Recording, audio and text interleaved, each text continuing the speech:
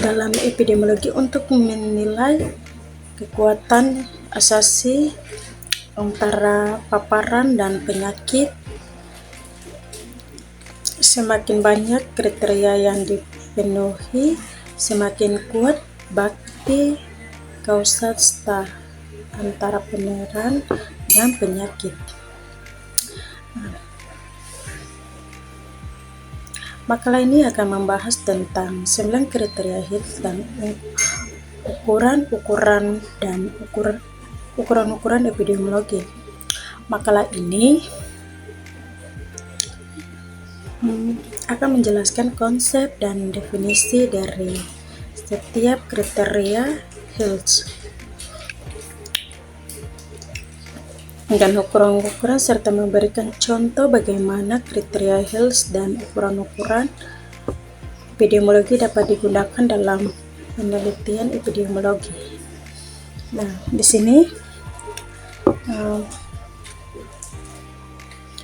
rumusan masalah. Yang pertama, apakah yang dimaksud dengan 9 kriteria Higgs? Yang kedua, bagaimana ukuran-ukuran epidemiologi? Yang ketiga,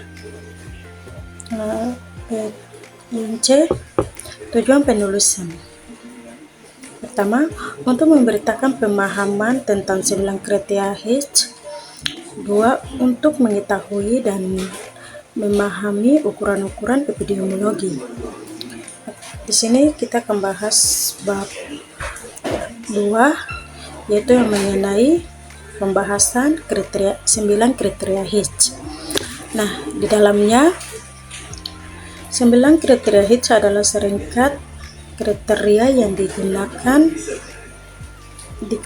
oleh ahli strategi Inggris Austral Baldor hingga pada tahun 1965 untuk membangun penentuan apakah sesuatu paparan perumusan penyebab penyakit. Kriteria ini digunakan dalam epidemiologi. Nah, digunakan dalam epidemiologi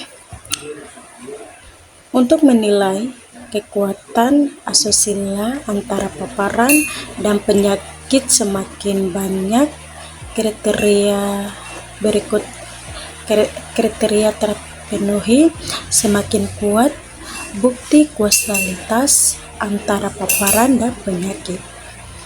Nah, berikut adalah 9 kriteria Higgs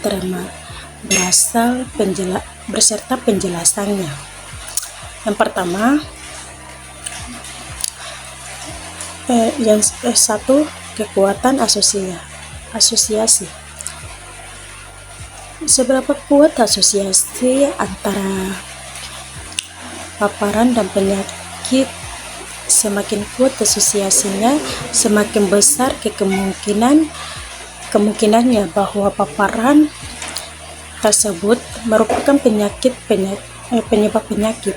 Kekuatan asusila dapat di berbagai cara, seperti rasio risiko dan adidis rasio atau perbedaan risiko semakin besar.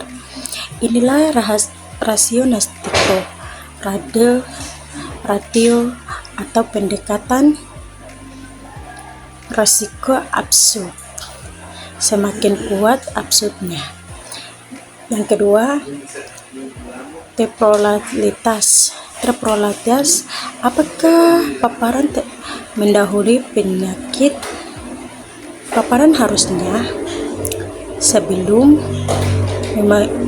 mendahului penyakit agar dapat dianggap sebagai penyebab. Temporalitas dapat dinilai dengan memelihara waktu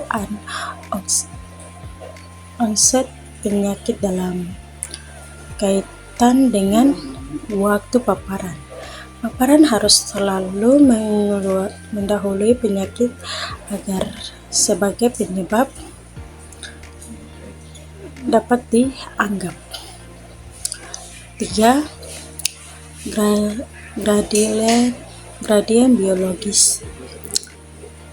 Apakah gradien biologis atau apakah ada hubungan dosis-dosis